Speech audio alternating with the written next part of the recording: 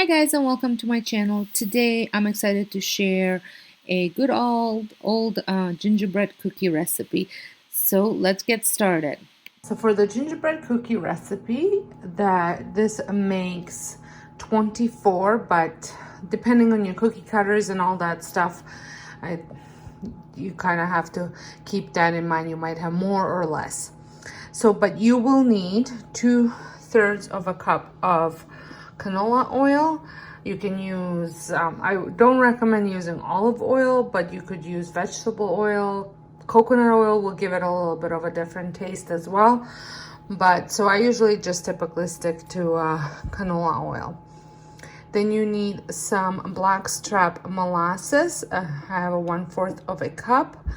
Then a cup of dark brown sugar, 2 eggs, 3 cups of flour, and then in here I have 2 teaspoons of ground cinnamon, 2 teaspoons of ground ginger, 1 teaspoon of ground cloves, and then I have a teaspoon of baking soda and 1/2 teaspoon of salt. And the first thing that we're going to do is whisk our flour with baking soda, spices, as well as salt. And I'm just going to use a fork to mix it all together. So first thing you're going to mix up is your dry ingredients together. That's your flour, your seasonings, and your spices. And then in a stand mixer, you're going to mix all your wet ingredients. And then once that's mixed up, slowly and carefully you're going to add your flour to it.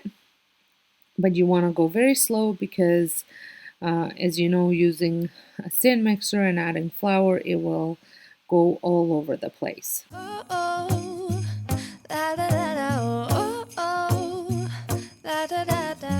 Making our Christmas memories. I've been working so much lately, I can barely find the time to sleep.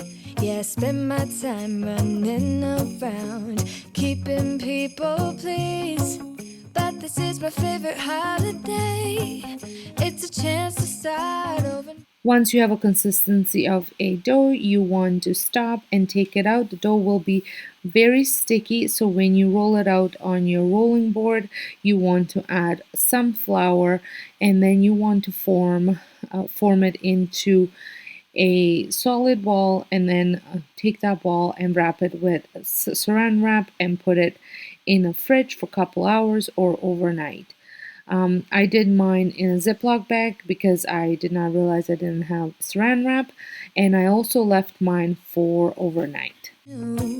Cause I missed you, so I'm letting go of everything but you. These are the good times with you.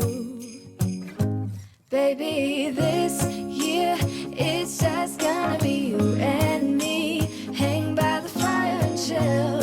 Isn't this how it's supposed to be? Making our Christmas memories. Oh, and so once the dough was taken out of the fridge, I ended up rolling it out and using some of these cookie cutters to just cut out different shapes.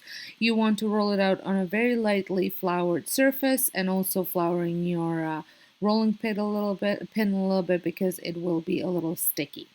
I've been longing to hold you close, forget about everyone else. Isn't this how it's supposed? Also would like to mention that today's video is part of a collaboration hosted by Tiffany from Small Town 6. So make sure you check out Tiffany's channel as well as the playlist that will be linked down below. Making our Christmas memories. Oh, oh. La, la, la, la, oh, oh. La, la, la, la, oh, oh. La, la, la, la. Making our Christmas memories. Wrapping presents for you.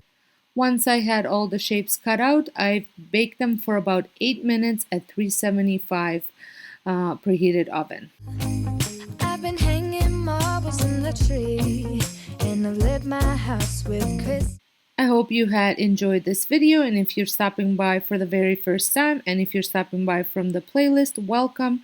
I hope you decide to press that subscribe button and a notification bell, and don't forget to check out the other cookie videos that I've been posting, and many more to come as part of my 12 days of Christmas baking series that are happening on this channel. So until next time, hope you guys have a wonderful day, and thank you so much for watching. Miss that, so you should come back home to me.